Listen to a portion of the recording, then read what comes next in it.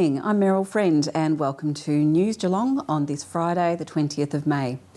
This month's Business Breakfast informs us how to go about changing careers midlife and the idea of the workforce retraining, and a coup for the Surf Coast with Surfing Victoria's headquarters relocating from Melbourne to Torquay.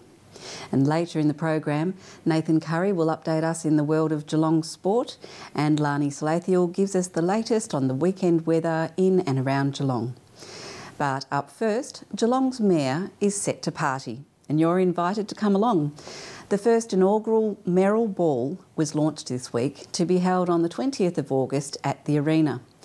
The charity ball will raise funds for the Geelong Hospital's Children's Ward and St John of God's Neonatal Ward. I caught up with the Mayor and the two hospitals' CEOs.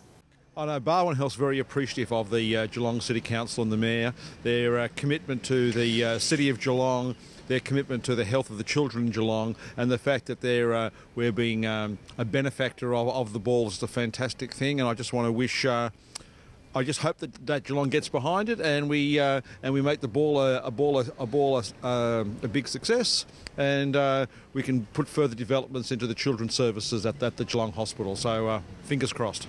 Thank you for your time today. Thank you very much. I really appreciate it. Thank you. Thank you. Look, it's a fantastic gesture from the Mayor. I mean, obviously, we think we play an important role in terms of delivering services to the community, and it's nice to think that, you know, the Mayor and the City acknowledges that and can do something with us to help us deliver services to all those ill little babies and families that come to us for their care. So it's a wonderful gesture. And all it means is that people can go along and have a fantastic night and be helping out at their community as well. Well, I just think it's nice when the community can come together and can celebrate in a particular kind of way, and then they know that the outcome of their enjoyable evening is to support others. A great combination and a sort of a wonderful recipe for a strong community, and we're glad to be part of it. Thank you for your time today.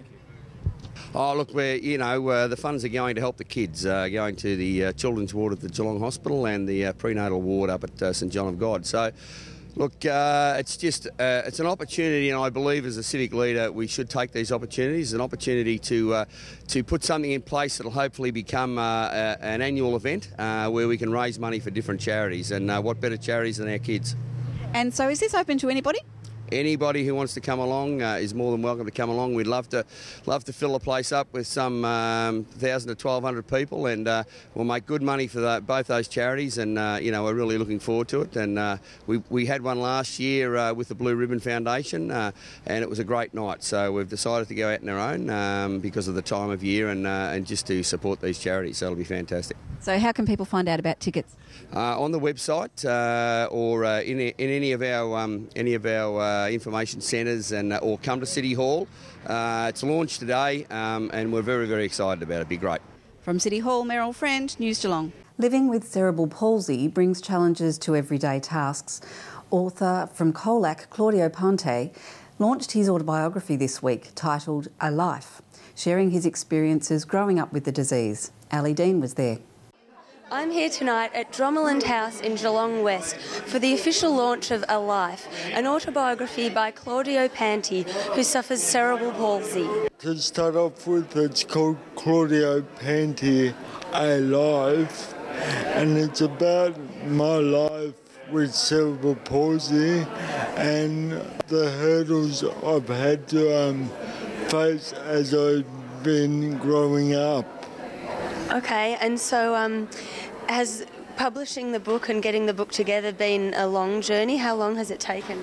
Well, I started around 14 Geelong and St Kilda about 2 years ago, I think it was.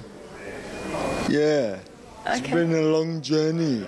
The message that I was trying to put out was having cerebral palsy shouldn't stop you from having a normal life. Like, I'm working, I work for Pt1 and restaurant. I work for Geelong City Motors as a gardener. And now I've written my autobiography. Okay, and where is the book going to be available? The book's going to be available from Kids Plus website and the Mix bookshops in Geelong. Okay, well, thank you so much, and it's an honour to be here tonight for the launch of your book, Claudia. Thank you very much. This is Ali Dean at Dromoland House for News Geelong. Thank you, Ali. The new Pier restaurant was the location for this month's Business Network breakfast. Coaching Development Manager Paul Armstrong from the AFL Coaches Association spoke to News Geelong about life after coaching and the need for retraining when changing careers later in life. We have an agreement with the AFL to provide some development and welfare programs for all our coaching group, and our membership is made up of the full-time coaches and the full-time assistant coaches at each of the AFL clubs. So our numbers are increasing year by year. We're up to about 145 at the moment, and that'll only get stronger as we go forward with new teams in the future. In the thrust of it this morning, you presented the fact that statistically it's about 43 and a half years of age that an AFL coach tends to move on.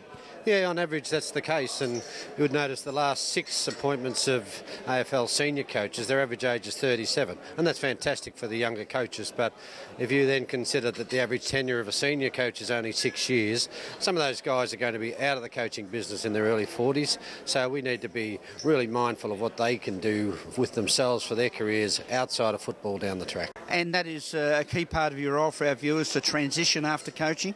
Oh, it certainly is. We have 3 responsibilities. Firstly, to find new coaches and bring them through the pathway, to develop them whilst they're in the game at AFL club level, and then to assist with their transition out of the game. And we can't let you go without asking, Bell Park, the Dragons in the Geelong Football League, sitting up there doing very well. They've started off the year really well. John Fitz is doing a fantastic job with the boys, and Ben, Tim and Steve Brown are doing a great job in assisting John Fitzgerald in coaching. And look, it looks so far so good, but they've certainly have a really positive start to the year. And the AFL Coaches Association are looking forward to being further involved at local grassroots level. Absolutely, Graham. Yeah, we'd like to get the IP of our coaching group back into the community level to make those coaches better, and then in turn the players will be better for the future. Thanks to Paul Armstrong. Good, thanks, Graham. Yes, a very critical factor, I think.